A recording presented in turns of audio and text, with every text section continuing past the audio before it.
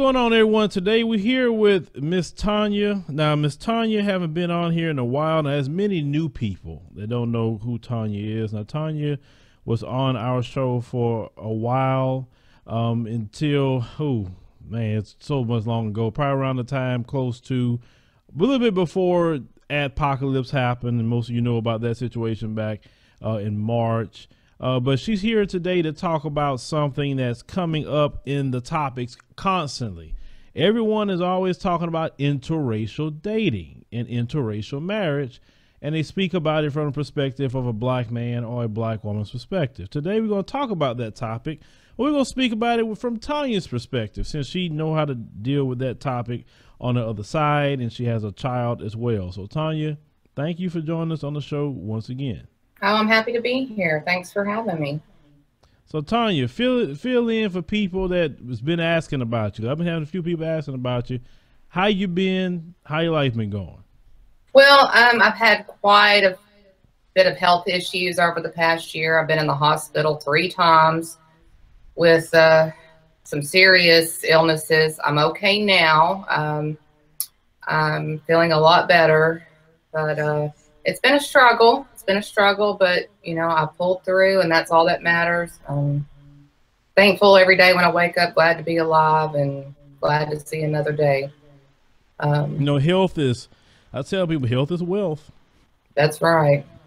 That's right. You can have all the money in the world, but you sick, you can't do anything to spend it. That's now, right.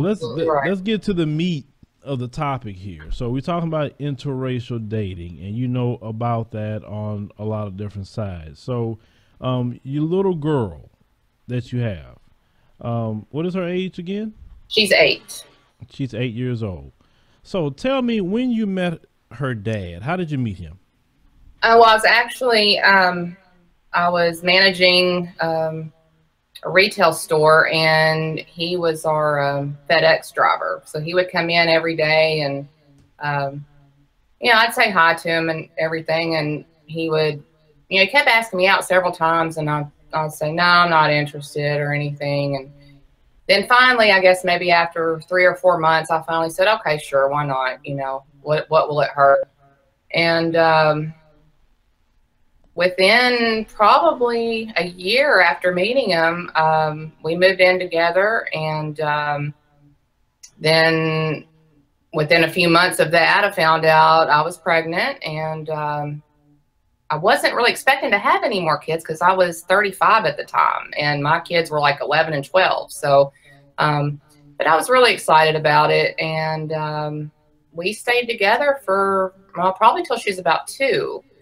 And then I would say a lot of our problems with me and her dad had to deal with race. I mean, a lot of it. And we ended up separating. So, but he's still a part of his daughter's life, and but not as much as I would like for him to be, though. And I am concerned about that because I want her to know her African-American side. I want her to know her roots, her history. And, for that, she needs her father to be in her life. But, he's, like I said, not as much as I would like for him to. So but she's 8 now, and she's already facing some challenges and I'm learning things. Raising a biracial daughter, especially girls, I didn't realize that there was so much issues with self-image with young Black girls. And she's already had kids bully her about skin color and her hair and different things. And wow, these were some challenges that I just was not prepared for. But, we're dealing with them. Luckily, I have a lot of friends who I can talk to and confide in. And, they help me with those issues. So, but talk about a challenge. I've learned so much. I've been faced with so many things with my biracial daughter that I did not have those same issues, with my oldest daughter who has a Caucasian father. So. Okay, so you said race became an issue. Could you explain to me why race became an issue? Well, yeah, it just seemed like almost I wouldn't necessarily say on a daily basis, but quite often things would come up more than they should. I mean, just things like, you know, something would come up missing, and then I'd question everybody in that house about it. But when I would ask, you know, my daughter's father, he would say, "Oh, I see how it is. Blame the black guy." And I was like, "No, that's not where I'm coming from." You know, so just silly things like that. So to me, in my view, it's innocent, but to him, you know, he's thinking it's like a racial issue because he thinks I'm blaming him because he's black. I mean, I know that's crazy, but obviously it was, you know, important to him for him to bring it up. So, and then things like, you know, just getting him to take on some responsibilities around the house. You know, he would actually tell me, I'm not a house Negro, you know, you do it yourself. I mean, he would just come right out and that's what he would say. And I was like, well, I'm not trying to make you feel like that. I don't want you to think I'm trying to be your boss, you know. That's just part of being, you know, having a house and taking care of responsibilities. So, yeah, definitely some things that I never could have imagined. I never could have predicted that those statements would have ever come up. So you mentioned the terms that he was using. Why would it sound like to me that he felt that he was quote unquote pro-black? He definitely is. He is. He way before I met him. He grew up in Los Angeles. I think he was involved with some gangs at one point. I don't know how in depth that was, but then he ended up finding the Nation of Islam and completely turned his life around. You know, whatever bad things he was doing, he was no longer doing it once he became involved with the Nation. And you know, they teach young black men how to be responsible, how to do good for the community. I mean, there's so many positive things that the NOI teaches young men. They can pretty much help them completely turn their lives around. So I was, you know, all for understanding exactly what he experienced as a teenager growing up in Los Angeles. But I think, you know, there's a point of taking it to the extreme. And, you know, there's always good things from positive influences. You can learn good things about it. But when you take it to the extreme and then get to the point where you live, eat, and breathe those values to the extreme, it can cause interference. It can cause interference with your relationships, with your job. And he's actually been fired from quite a few jobs because if he has a white supervisor and same scenario, if he feels like he's being disrespected, he's just going to pop off and go off and tell the man what he thinks. So he's actually lost quite a few jobs over his extreme views. Well, you say extreme. He couldn't be too extreme because if he was actually following what the Honorable Minister Louis Farrakhan says, then he wouldn't have dated you.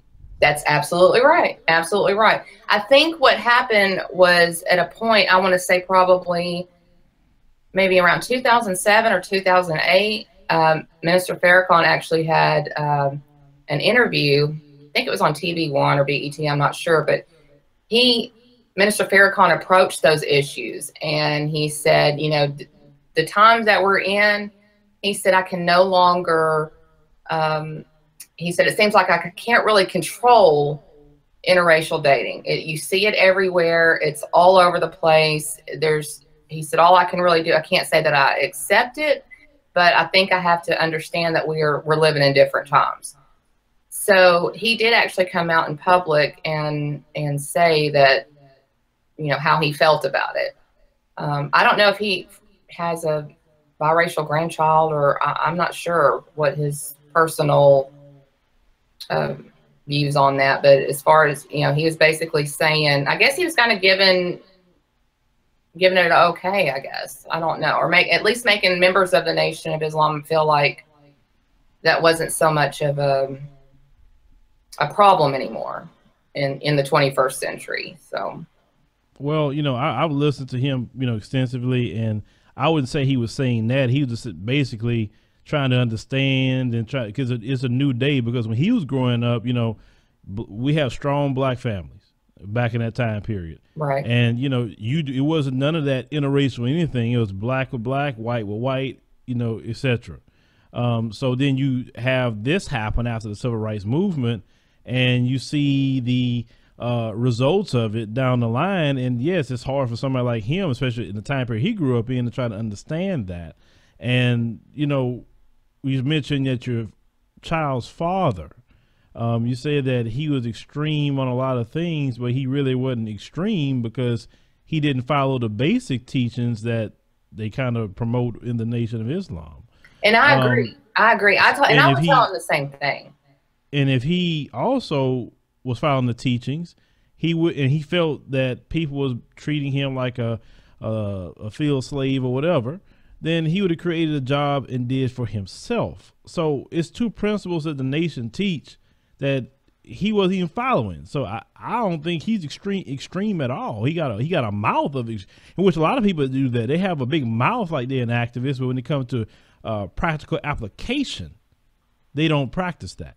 And that's the problem that we have with a lot of people in society, actually. I agree. I absolutely agree 100%. And the more I would, you know, I'd come downstairs on Sunday morning and he would be watching the programs that Minister Farrakhan was speaking at on Sunday mornings. And I would sit back and I would listen and I would say, this man says a lot of good things. There's a lot of good values in his teachings. I said, but you don't follow it. You don't follow half of what he's saying.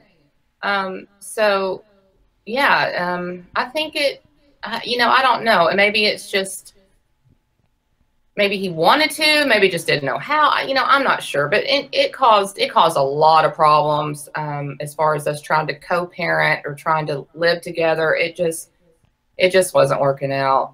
And okay, you said outside of, you know, you talking about house things. What other problems did it cause in the guise of race outside of house things? What do you mean? Like, for example? For example, you earlier you mentioned that you asked him, hey, can you throw away the trash? And he said, hey, I'm not, you know, a house slave or whatever he wanted to say.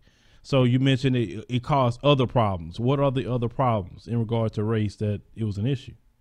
I would just say just probably everything in daily life. I mean, first of all, he was very worried about telling his parents. I mean, oh, well, okay, well, his dad, my daughter's grandfather, was a Black Panther, you know, in the 60s in Los Angeles. So for him to have to tell his dad that, you know, he's going to have a biracial child, he was not looking forward to that conversation.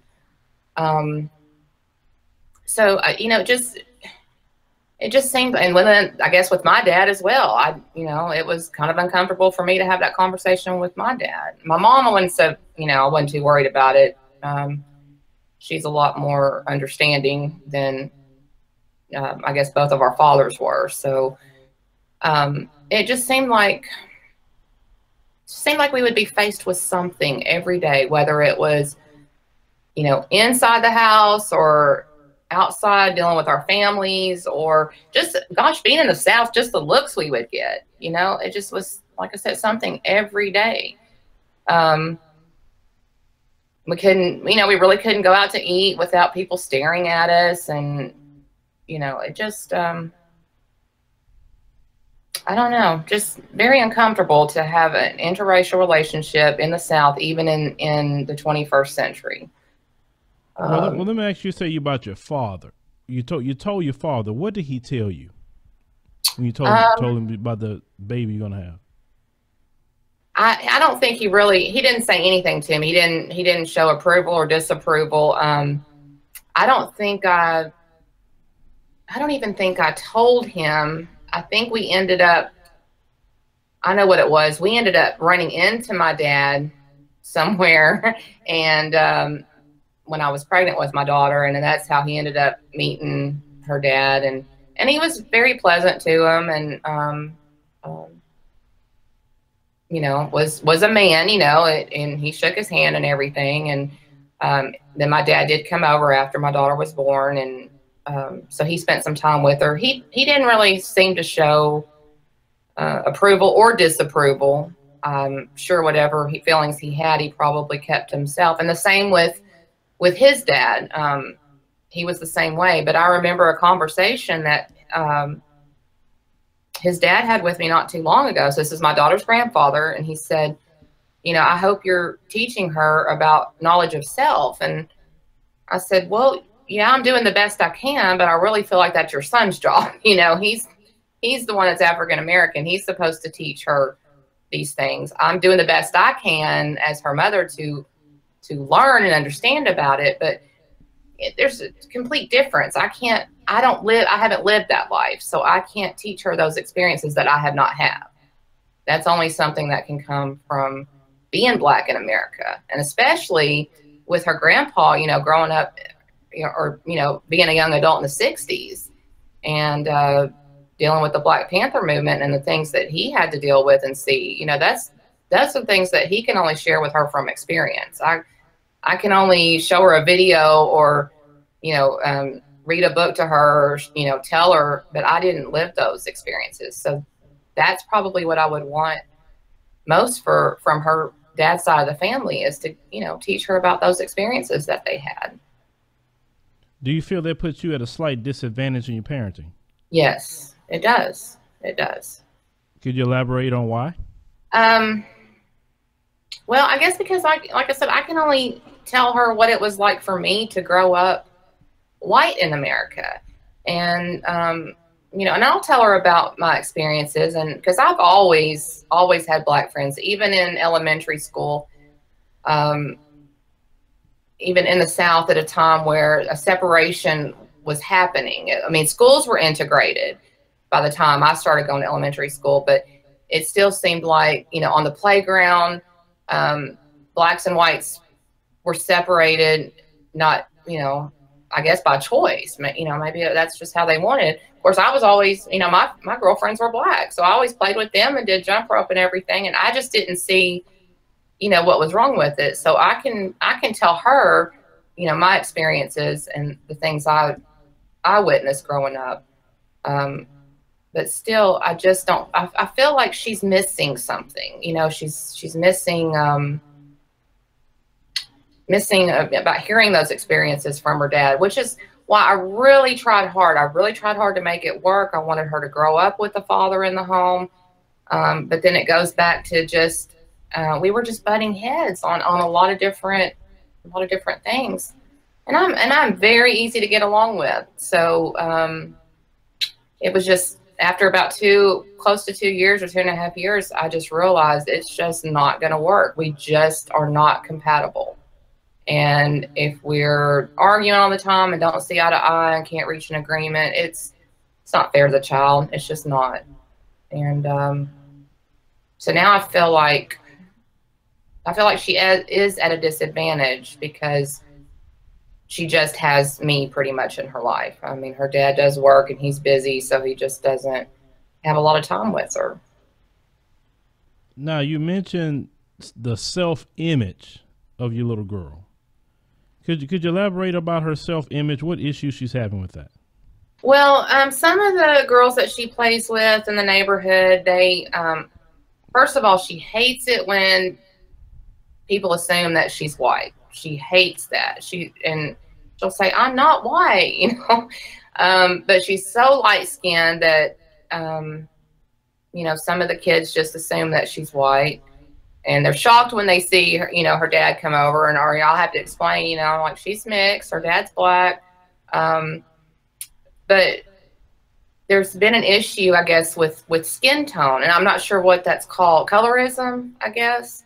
Yes, that's a term called it affects, colorism. It's birthed out of white supremacy. Mm-hmm. Right. And it affects young Black girls of any shade of color, I guess. And that's another thing, you know, like I'm dealing with. I'm trying to understand. But she came inside one day. She was outside playing with a couple of girls out there, and they were talking about how light she is. And then one of the other girls that was really dark was saying, I'm just ugly. And, you know, so my daughter came in and told me what was going on. And I went out there and I said, look, girls, you are all beautiful. I don't care what shade you are, there's beauty in each of you, and you've got to learn to embrace yourself and be happy with who you are. And she might have been 6 years old at the time, so the young girls are having these conversations, you know, at 6 and 7 years old about the color of their skin and who looks better and who's ugly, and that's just heartbreaking. It's heartbreaking. And I understand the history of that. I know it goes back to, gosh, you know what, 200 or 300 years ago when, you know, I guess part of Willie Lynch syndrome, trying to separate each other and turn slave families against each other. So it's heartbreaking. And as a mom, I don't know, I didn't know how to deal with it. That was my best response to these young girls, is that they're all beautiful, but it might go a lot deeper. I'm sure it goes deeper than that. And again, it's just that's one of my challenges. I have to ask one of my friends, you know, how do I approach this issue? What's the best way that, you know, I can make my daughter feel that she's beautiful and her friends. I want every young girl who comes my way, I want them to know how beautiful they are, and that shade should not be an issue. I agree with you. I mean, shade and skin tone shouldn't be an issue, but unfortunately, this, you know, country and most of the world runs on white supremacy. So colorism, especially for the girls, is going to be a bigger issue than it really would be for the males. Now, I hear you keep referring to your daughter as mixed. I'm hearing the term biracial. Okay. Mm-hmm. But let me ask you a question. Let's be honest. In a system of racism and white supremacy, what color will they identify your daughter? They would identify her as black. And that's usually what I put on her paperwork when it asks what race she is. I put that she's black. I guess Okay. I remember that, you know, we had the one drop rule at one point, you know, and also, I guess it's my understanding that you are what your father is. I mean, so if your father's black, then you identify as black. So that's my understanding. But also you have to be like, this is the thing. And just being honest with you. Yes, you are her mother. Yes, she's part of you. I get that. But your community that you come from would never accept her to be half white or even white. Right. Never accept that. So for her overall navigation in the world, you know, love her to death, do your best. But at the end of the day, she must be prepared to become a black woman, a racially ambiguous looking black woman in the society that she's going to grow up in. Because even when you have people like Tiger Woods that talking about he's Caucasian, when he got arrested by them police, they call him black. They call him Caucasian. And I don't want her to grow up having that, oh my God, I didn't know, you know, dealing with the black experience.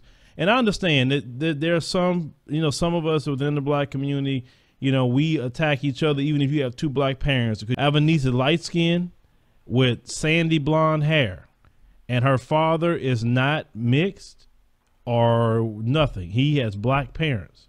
Okay.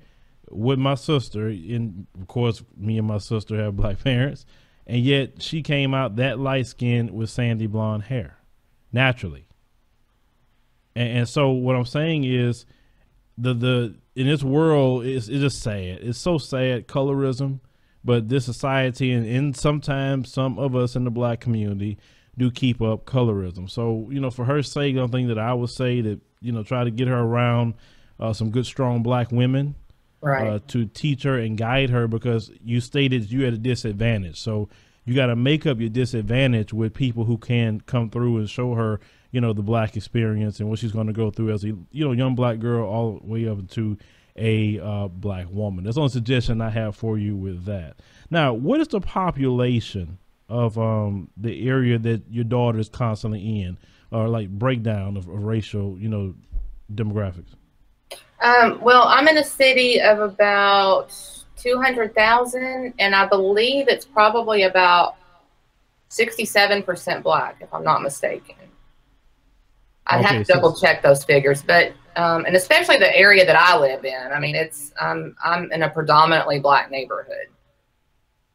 Okay, so your daughter's around a lot of black people. Yes. Okay, so if she, let's say most of her life so far, 8 years, she's been immersed in kind of like black culture mostly. Right. Okay, because that is usually different than the norm. Because usually, if you have a white mom, the dad's not around, then usually the child is immersed in areas where it's nothing but, you know, white culture, and then they have to deal with that aspect. But have you taken your daughter to areas that's predominantly white? Yes, yes. And what was the response to that? Well, I don't tell people what color my daughter is, like, because I don't feel like they need to know that. I mean, but I found myself in situations, actually, even just recently, when I was invited over to a friend's house, and she said, "Oh, do you mind if I ask what she's mixed with? I can tell, you know, her skin is dark." And I said, her father's black. And she said, "Really? I thought maybe she was Spanish or something." And I said, "No, she's black." And I guess, you know, it makes me feel a little uncomfortable. Like, why should that even matter? I mean, of course, you know, she gave her a compliment. She said, "Well, her hair is so pretty," you know, and I could tell that, you know, she was mixed with something. And, but I don't know. I wonder, to me, it makes me feel a little uncomfortable. So I'm sure that was a backhanded compliment. Do what? That was a backhanded compliment. Yeah. That's what I thought. Felt uneasy about it. Yeah, that's what I thought. It does make me feel uncomfortable. And then I wonder, did she hear it? You know, I didn't ask her. She was in the other room.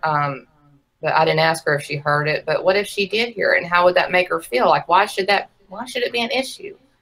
It's not like, because we don't go around, you know, where people say, "Oh, are you Scottish, Irish, or what part of Europe is your ancestry from?" You know, we don't experience that. That's not normal.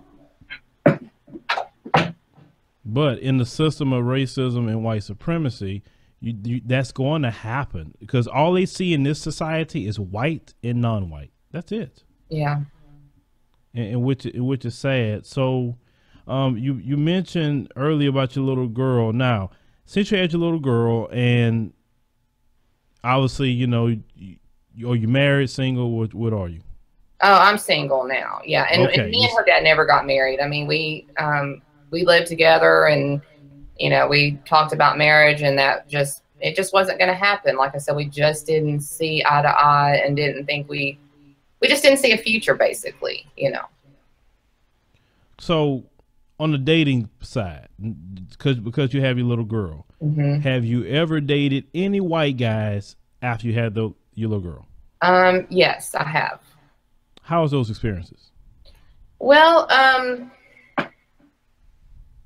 uncomfortable, I guess, a little bit. Not at first, but when the question, you know, same question, you know, is Adriana mixed, or what is she mixed with? And then you know, of course, I would tell him, and I would say, "Well, does that bother you?" "Well, no." But, you know, it's a lie. You know, it bothers them, or they wouldn't have brought it up. If it really wasn't an issue, why ask? Why bring it up? Well, the reason why some of them bring it up, because they say it's part of my job to study, you know, white supremacists. The white supremacist male will always look at a white woman as tainted if she has any kind of sexual relations, and obviously you have a child, so that's proof of that.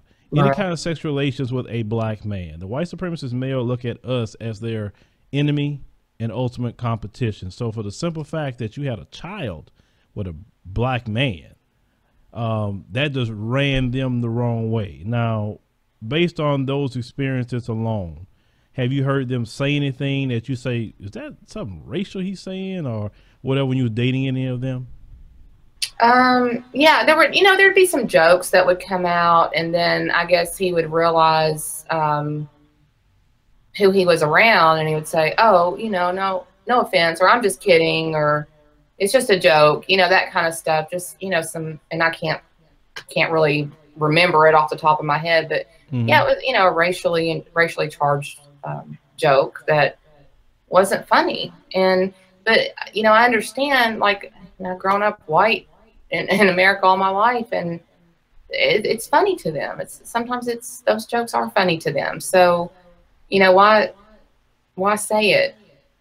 You know, why even bring it up if it's, you know, if it's not that serious? I don't joke like that. So, you know, there's, yeah, definitely some issues to me when people make racially charged jokes. It's unnecessary. It's unattractive. It's very unattractive. And then you realize right then, you're like, this ain't gonna work. This is not gonna work, because I don't want anybody making those kind of jokes around me or my daughter. It's not funny. Well, you know, the white supremacist male, he is the ultimate jokester. I mean, he should be in a comedy circuit because he loves to joke. But the purpose of the joke is to test you. That's the purpose of the joke. They want to see, you know, if you start laughing at their jokes, and they can get even further and further and further along down the line with white supremacy. So that's more so testing you. You like a little litmus test, and then you clap back and say, "Hey," you're like, "Well, it's a joke. Come on. I mean, I don't mean that." But no, all the white supremacists are doing is testing you. Yeah, with that situation. I can understand that, and I don't like to be tested that way. It's not funny to me. It's sick, and I realize there's something. It's so deep seated, you know, that I can't get over it. Like I said, it's so unattractive to me. And then once somebody does something like that, I just kind of lose all respect. It's like I don't even want that person as a friend anymore. I'm done. That kind of stuff is not funny at all. So, have you dated any black men after you were with your child's father? Yes. Okay. What was those experience like in relation to your child? Well, actually pretty positive. I mean, I can't think of anything that was like negative about it at all. I feel, well, especially, you know, one guy I dated, we're still pretty good friends now. You know, he would always invite me and my daughter. He would take us all out together, and he has a little girl too. And I guess I felt comfortable. I didn't have to worry about any jokes or anything like that, and that was probably a better experience. So, if overall, from when you've been around a lot of black people, just male and female, do you feel black people are maybe loving people? Oh, absolutely. I can't say all, you know, that, like, it's hard. You don't want to say all black people and all white people, but I've got some really good white friends and some really good black friends, but I can tell you that when I'm sick, or, you know, and I need something, you know, I guess I have probably just one or two white friends that are there. I've got a really good friend that I've known since high school, and she's always there for me, always, and she's white. But my black friends, they bring me food. They, you know, they check on me all the time, ask if they can do anything. Just very, I don't know almost like you feel like they're part of your family. Like these friends feel like part of my family to me, because they do so much and they offer so much, and they're there for me. Whereas, like I said, I maybe just have one or two white friends that I can really, really depend on. And I don't know, it's kind of, it's different. It's very different. Yeah, and you mentioned earlier about your little girl, and you said it's a challenge. This challenge that you were describing, good. Do you let everybody know what's this challenge you're meaning? Well, the challenge is, I guess, one thing I've thought about is Well, let me just say, for example, there's been a few times this one guy has come in to work. He's an older white guy. He looks probably a little bit older than me. And he's asked for my phone number a couple of times. Well, you know, I'm thinking, I'm sitting here trying to make excuses, but I'm thinking in my mind, yeah, you say you want my number, and then as soon as you find out I have a black child, you're going to not be interested. So, you know, what's the point of even going down that road? What's the point of me even testing those waters? Because I already know how it's going to turn out. But how do you, and I'm asking myself, how do I approach this situation? It's really none of his business. So I just kind of have to say, no, I'm not interested. Or I have to lie and say, I'm seeing somebody. Because that's most people, that doesn't come to their mind, as far as how are you going to make up excuses not to give somebody your number. That's always the first thing that comes to my mind is, how am I going to deal with this guy? I don't want to seem like I'm really not interested, but I already know how he's going to feel. So, that's a challenge. Dating is a challenge. And I guess I probably, listed some of the other ones, just wanting her to know. I want her to know about her, her roots and the history in America. And now that, because I'm so understanding as far as like, I read about history and I'm very well educated, so I can teach her what I have read, but I just can't teach her about having the experience. So, yeah, that's where my female friends come in. And I have one good friend that has a little girl about my daughter's age, and so she'll take my daughter places and spend some time with her. And I told her, I said, you're like her aunt that she doesn't have. So some good friends have kind of, in so many words, adopted my daughter and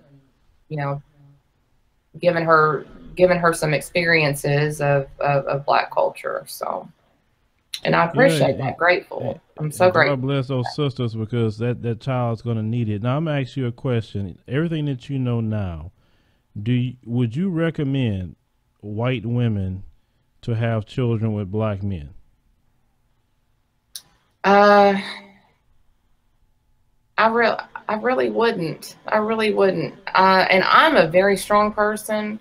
I thought I could handle anything, but man, was I wrong. I was not expecting half of the things that have been put on my plate.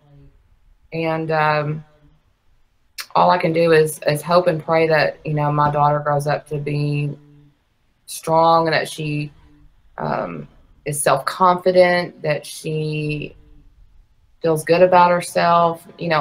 I want all those things for her, and I didn't realize how difficult it would be. And the difficulty is coming from the white community or the Black community? Oh, the white community, definitely. Okay. I would say if you're able to know for sure that you're going to have a lifelong partner, I did things a little bit backwards. That's, and sometimes we do. We don't do things, we don't plan things the right way, especially when it comes to kids. But if I had known what I know now, that me and her dad were going to separate, then I would say no. If I knew that I was going to have a lifelong partner, that this was going to be a 2-parent household, somebody to help me raise her and give her both, have both racial experiences where she can grow up to be around both of those, then I would say, I probably would recommend it. I just didn't think things through before I made that decision. Well, the majority of Black male and white women, let's say even in marriage, they have a 50% divorce rate, the highest divorce rate out of any interracial couple. And I liken that to the cultural, which is like you describing a cultural issue, and also society at large, because, that definitely includes Black people, because the Black person is going to deal with Some black people, not many, but some are going to look at them funny or say, you're weak, you're this, you're that. So it's going to come from both sides. But for the most part, I hear exactly, what you're saying. And this is why I stated in the video before, if you don't want to deal with all the issues that you have grown up to deal with your little girl, then I always tell, especially white women, you should not be having children with black men.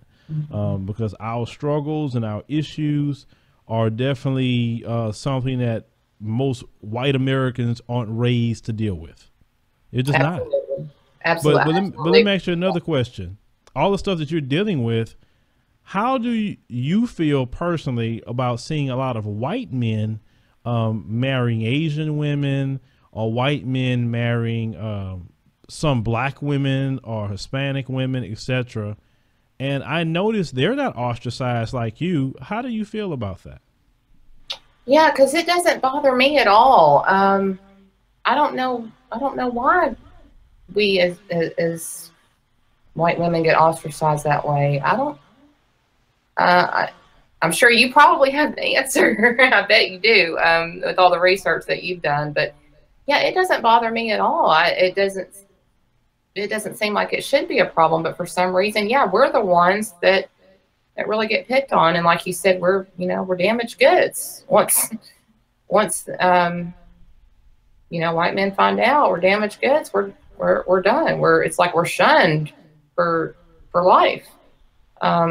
But it doesn't bother me at all. I think it's great, actually. I think if it could have been like this a couple hundred years ago, we may not be in the situation that we're in. But of course, unfortunately, that's not the case. We have, like you said, we're in a white supremacist society. We have, especially in the South, the segregation and everything that has gone on for hundreds of years, especially in the South. Those things are still carried on today, and people still have that mentality. Me personally, Tonya, me personally, I think white women should rise up against the white man and treat him the way white women have been treated for hundreds of years. I mean, because it's not fair for white women to be ostracized from the white community, but he can run around marrying whoever he wants. He can have children with whoever he wants. And he's not looked at as damaged goods or making jokes against his kids or whatever. I mean, I think more white women need to stand up. I really think they do. Yeah. Well, I'm definitely one to do that. And I've gotten a lot, I've done that a lot on social media, and I've gotten quite a bit of hate mail for doing that. And and it doesn't bother me. I'm still going to speak my mind. And one of my friends not too long ago, she told me, she said what she always liked about me is that she didn't care, or I didn't care what people thought about me. I chose to be friends with who I wanted to be friends with. I hung out with who I wanted to hang out with.